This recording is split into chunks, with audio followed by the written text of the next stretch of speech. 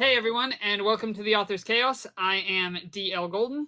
I'm SF Rogers, and joining us today is author Jake Lynch. How you doing, Jake? Hi, thank you so much for having me. I'm doing really good. Yeah, of Doing really course. good. I'm enjoying this beautiful morning right now. So I'm super stoked that you guys have me on here. So let's get on with the chaos, Yeah, let's do it. So I'll start out here, Jake. Um, Tell us what you Yeah. write. When did you start writing? Stuff like that. Who are you? Yeah, so I'm a young, recently published author. I'm 24 years old, and I published my first contemporary fiction novel. The title of the book is called Broken to Beautiful. It's a story about a girl in high school who struggles with depression and mental health issues, like some suicidal thoughts, but then she finds God in her life, and because of that, she starts to love on other people and try and like get outside of her comfort zone to help people who are depressed. And as she starts doing this, she starts to grow in character and starts to make friends for the first time. And so the whole story is a journey of growth, of going from broken to beautiful, hence the title. So I've been writing that story. Like I wrote that, it took me 5 whole years to write that story. So I had to do a couple rewrites. Like the whole 5 years was a journey for me. Like I started writing it in like December of 2018, and I was starting from scratch. Like I had no aspirations of being an author or writing any books. And once I started writing it, I had to figure out how I write books and how to write a book. And that whole process was just a journey of so much trial and error. And I had to, I had to read some books to kind of like learn how the process happens. Like, am I a pantser or am I a plotter? I was like, wait, yeah, I love how you guys just laughed from that. So you understand exactly what I'm talking about. Yes. Yeah, And coming so, from a panster, absolutely, I understand. Panster, right here, Panster. okay, so you guys are both pantsers. So you're like, what am I going to write about? I don't like, you won't know it until after you've written it. Yeah. And like, oh, man, it was such a struggle for me because I lean, like, I'm actually a hybrid of both. So I actually need to plot portions of the story, but then I leave a lot of elements out that are like they like, okay, character gets from point A to point B, but I don't know how. And then that's where like the pantsing comes in. So it took me years to figure that out because there would be like a full year when I would try and write full pantser, and then I would go the other way and go full plotter. And then after 5 years, I'm like, I'm gonna do both. And then that's when I started to figure out that way worked for me. So that took me a long time. So many rewrites and everything, just questioning myself. So yeah, that like, took me all that time, but I made it finally. So on the on the same lines of like panstering, has there ever been a moment where a character has done something and you've stopped and you've been like, I did not see that happening? Yes, this happens a lot, honestly. Sometimes I'll even create a character and I'm like, wait, who is this? And then it just grows from there. Or a lot of it will happen with what happens in a scene. Like I'll have a character, I'll be like, oh, they're going to go talk to this one person. And then something else will just happen and it'll take a full on 180 degrees turn, and I will not expect what happens. Like there was a scene in like the very like in the second chapter of my book that I'm like, oh yeah, I'm just writing this, and then all of a sudden I take a 90-degree turn and I'm like, oh, and that just happened. I did not see that coming, Yeah. and that just changes the whole story. That's a good thing though. Yeah, I yeah, feel like that's a very natural process for how life actually functions. And so yeah, when writing a story, I think a lot of times it's all of us, I think, tend to have here's the beginning, here's the ending. It's those points in between that you're like, okay, how would my character react during these sections that you end yeah, up that yeah, I feel like my characters end up taking on a life of their own. Does that make sense? Yeah. Yeah, exactly. And it's fun to go through that approach because if you the author don't fully know what's going to happen, it allows your readers to be even more intrigued of like what's going to happen, and you just discover what they do with their choices and how they interact with other characters. And you also know how they will interact because you're the author, their personality better than everyone else. So it's really cool to just like watch them like go through different situations and see how it turns out, whether for better or for worse. You get to see what happens. That's the fun part. I agree. So when did you publish your book? Like when did it release? Yeah, so I published my book in December of 2023. So 7 months ago. Okay, yeah, it's still to me it's the blink of an eye, honestly, but Right. yeah, I was super joyful when I finally did that. Like after 5 years of writing a book, you get discouraged and it's hard to imagine it'll become reality after just being in the writing process for so long. But once I got the cover made and I submitted it, I was like, oh my gosh, it's done. It's done. Whoa. And then everything just changed. And I'm like, what happens now? And then I'm like, now I got to market the thing. And I'm like, how do you do that? That's the trick a lot of us, I think, run into, not knowing where to market. That's finding your community on TikTok and finding the people that you can be like, hey, this might be something you're interested in. We are still navigating that ourselves, so we definitely feel that pain. Yeah, but at least I did enjoy the journey, though. Writing that book taught me a lot of it's all about the journey, not the destination. And just how did writing this book change me? Yeah, it'll change the reader, but it also changes the author as we're writing it. And I realized that I was very different from now since before I started writing the book. And I'm glad that I did it. It was hard, but I'm glad that I achieved that. It was by far the hardest thing I've ever done in my life. I had to say no to hanging out with friends and, working out and doing a bunch of fun stuff. But I'm like, no, I got to go home and do writing for an hour to 2 hours. And I finally did it, man. But it was worth it. It was worth it. See, so last week we talked to somebody who, how long, Daniel? He started his book and published in 7 weeks, he told us? Yeah, start to finish 7 weeks. And I'm like, oh my God. So it's so crazy to talk to somebody who writes and edits that fast, and then talk to somebody who's kind of on the same boat Daniel and I are on, where it's like, it took me 2 years from start to finish to get my first book out there. I think it roughly took Daniel Mine 2 was years. 3, yeah, roughly 3. So it's nice. It's cool to see that timeline isn't so rigid. It takes the time it takes, y'all. Yeah. Yeah.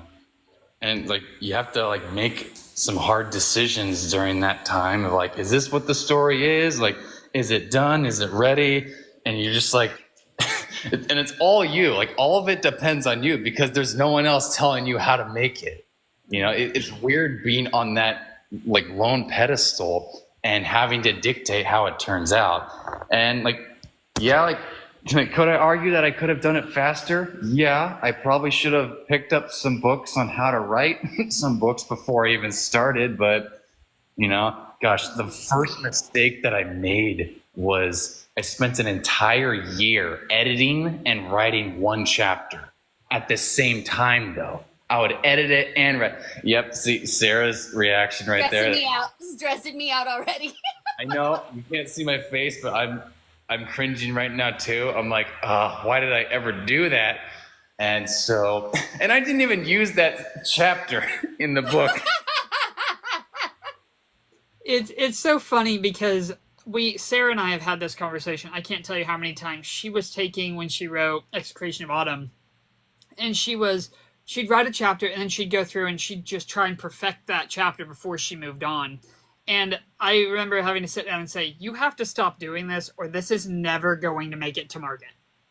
Oh, I was getting stuck. I didn't even have the first draft done, and I was going back through and editing prior chapters, and he like came to my house and he sat down and he goes, "Hey, so maybe don't do that." And I said, "Don't do what?" And he goes, "Finish the first draft and then edit it because you don't even have a complete story." And I was like, "But it's," and he goes, "It can't be perfect on the front end and not finished on the end. That's not a book." And I was like, "You might be just a hair right on that, sir." There are people that do it, but that's hard. It's real hard. It's yeah, no. From my experience after 5 years, don't don't do that. It just Better. I feel like you get bogged down so bad doing stuff like that. That was my big issue with writing Origins. When I started it was I would begin I'd get the first 5 chapters out, and then I would get Emily to start reading through it, and I'd be like, oh, I gotta change something really quick. And by the end of it, she'd read 5 versions of the first chapter, and I remember my wife being like, you have to stop doing this or I'm not reading it anymore. And so I finally quit, and she was able to go through and do the alpha reading on it, and it was a lot better. But no matter how many times you edit it, you're still going to find nonsense that makes no sense whatsoever to you in it. Yeah. So there's no point. Yeah, I've given the story to my family to read and be like, okay, here's this. Like it's still got some plot holes and stuff in it, and they're like, okay, yeah, and then they'll just come back and tell me the same plot holes that I left in there, and I'm like, oh shoot, it's like it's not done yet, and it's blatantly obvious. So let's get back to work. Do you feel like it's hard to take criticism on things that you've written? I know that for me, when I first gave my book off to an editor, she sent it back to me, and it was just marked up she'd mark a chapter at a time, and it was so bad. And I remember thinking, wow, this might be the worst thing ever. It's been a growing process for me to say, okay, the first draft's not going to be great. It will get better over time. They're not calling me out on this. It's just I have to do better on this. I haven't received that many negative reviews on it. Like with my first book, I was on such a mission just to get it made that I didn't really care what people thought of it because I already knew it was gonna piss some people off. You know, I'm like, I knew already that not everyone is going to like my book. So I'm like, okay, if you don't like it, then you don't like it, then don't read it. Right. So, That's a good mentality to have, though.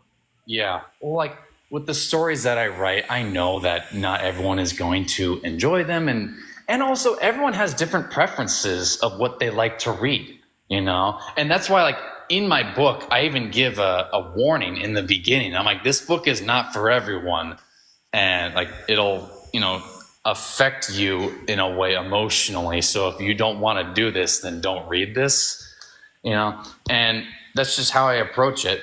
So, and I had to publish the book regardless. Like it was strange that the whole process of me writing this book was kind of unique just because I didn't start writing this for me. I was writing this book for other people, you know, just because the book targets loneliness and people struggling with mental health. And so I wrote the book for those people, not for myself, honestly, not because I had the dream to always write the book, but to write the book to encourage people who are going through those troubles. And so that's what drove me. So I'm like, I'm going to make the book even if people don't like it, and I'm going to like it either way. Yeah. So if you don't like it, then that's you, man. But I know that I like it. Daniel and I talk all the time about how if you write what you need to write because you will find your readers. And of course, there are going to be people who there were several oh my gosh, ARC readers who private messaged me and they were like, hey, I DNF'd after a chapter or whatever. I'm so sorry. I just didn't like it. And I was like, that's fine. Like, you're obviously not the intended audience. And Daniel and I, like I said, we talk about that all the time. You're not going to be everybody's cup of tea. You're not a taco. Not everybody's going to like you. So it just comes down to you'll find your readers and not get hung up on all Yeah. the times people are like, hey, this wasn't the vibe for me. Like, I don't, it's just not the vibe. And that's okay. Like, it doesn't have to be. Yeah. Yeah, and I love the positive reviews that people have left for this story that I've written, and it just makes it's so encouraging when people leave those positive reviews, because it helps me feel that all of that work was worthwhile, and to know that what I worked on was like worth it. It had an impact on someone who was reading it, and that was what I wanted. You know, that's what I desired after all that time of writing. And it's funny because I wrote, like, now all that's in the past. Like, I wrote all that stuff a long time ago. And yet now I'm getting people to say, oh, this was really good. Like, you should keep doing this. Or they'll love a specific scene. And I'm like, oh, yeah, I wrote that scene a long time ago. And now someone's liking it. It's the delayed gratification that comes with being a writer. On the note of keeping up with doing this, is this a book in a series? Is this a standalone? Do you plan to release more? What are your thoughts? Yeah, so my current plan is that this book, Broken to Beautiful, that's a one-off book. I'm currently working on the start of a series actually right now. The series is called Chronicles of the Lost Saint. So it's a genre swap. It's not a contemporary like story like my first book. It's an action adventure novel. So the the boy inside of me is like coming out and like, I want to write action novels. Let's do that. So that's what I'm working on right now. It's the start of a series with a bunch of books. It'll probably span for like maybe 7 to 9 books, and each book will have a different message involved in it. So I'm working on that. But in regards to my first book, I will make more books like it. I don't intend to stop writing contemporary fiction stories. I will plan to make more of those in the future. So there'll be some Easter eggs that I'll put in my novels in the future. So yeah, like first book's a one-off, starting a series. There'll be more books in the future. It's kind of like getting a tattoo. You finish one book and you're like, I could go for one more. I could do one more. Well, after doing that for 5 years, I'm like, well, now I finally learned how to make a book, so I might as well write another one. Right. Let me tell you something. Like the next book that I wrote, like the first book of the Chronicles of the Lost Saint, I'm still working on getting it published, but it took me only 6 weeks to write that one. Right. So little different than 5 years. Well, and it's such a learning process. I am a great example of reworking and changing things that need to be changed. When I released Origins the first time, I wrote out the book. It took me 3 years. I wanted to get it out there. Had it edited. Didn't have alpha readers. Didn't have beta readers. But I went ahead and I put it out. The formatting was not great. 6 months later, I republished it as Origins Redux with new formatting, and after having people read through it. So it is really cool to grow and change and say, hey, I'm going to do this better the next time around. I feel like my second book, Odyssea, as I'm writing it, is coming along so much more smoothly, and it makes so much more sense than Origins did when I was putting it out, and I know what I need to do. Yeah, you're 100% right about that. It's even now I'm still learning new things, and I'm wondering if I should change the format for my current book or for the next book. How am I going to do it differently? How am I going to do it better? And all that stuff. So you're right. Like over time, though, I feel like we grow, and the more that we read, the better that we get at this process of creating these books and honing our skills to it. So yeah, it's a process. Completely agree. I don't want to start thinking about formatting, Ella. You should, Ella. You really should. So we tend to ask this question. It's one of my favorite questions. If you had a piece of writing advice that was given to you, or a piece of writing advice that you would give to anybody, what would that piece of writing advice be? someone starting out, just getting going on their writing journey? My advice would be, do not edit the story while you're first writing it. We covered upon this earlier in the discussion, but don't edit the story while you're writing it. Write the story first and like leave it there. It's going to have problems in it, but you're going to get back to those eventually. But it's better to write an imperfect story and publish it than to have a perfect story and never publish it. Ooh, that's good. So just focus on write it first and then worry about editing later. And a side tip, like if you're confused about what to do and you're starting out, try reading some books on how other people write books. I read Stephen King's book on writing, and that helped me out. So do some homework a little bit, but so you learn how this process works for most people so that you can learn from that. But you're going to have to do a lot of trial and error with it too, to figure out how you write a book individually, because everyone's different. Some people are morning writers, they write in the morning, and some people will write until 2 a.m. and they'll be like, yeah, I got a bunch of stuff done. So yeah, do not edit while you're writing. When you said you can publish an imperfect book, but a perfect book that's not published doesn't do anything, my first thought was that'll preach, straight up.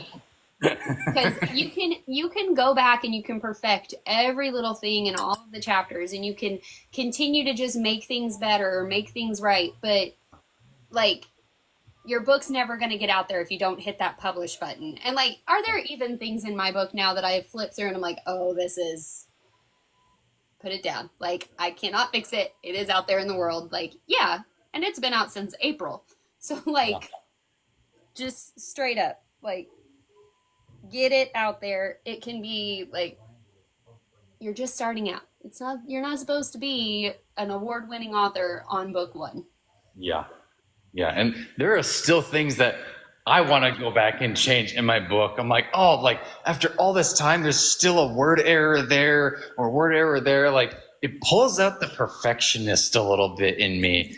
And I'm like, oh gosh, how could I let this happen? But I'm like, I read through my own draft 5 times and worked through it with an editor and had my family read it, and yet still there are word errors. So I'm like, okay, it's not perfect. Just leave it alone. Get it to be as best as you possibly can, but you have to give yourself grace in the process, because we're human, we're imperfect, and we're I'm trying to make a perfect book, but I'm not perfect, so it's not going to be perfect. So right. You got to argue with that perfectionist inside you and say, dude, it's okay to make a spelling error, just as long as it's so tiny you people can't see it. Right. The brain will fill it in anyway most of the time. So basically. I think that ties us up. So Jake, it has been absolutely awesome to talk to you. We're gonna have to get you into our author communities on Discord and stuff, so you can have more people to chat with and talk to, and just get all that stuff out there. I am DL Golden.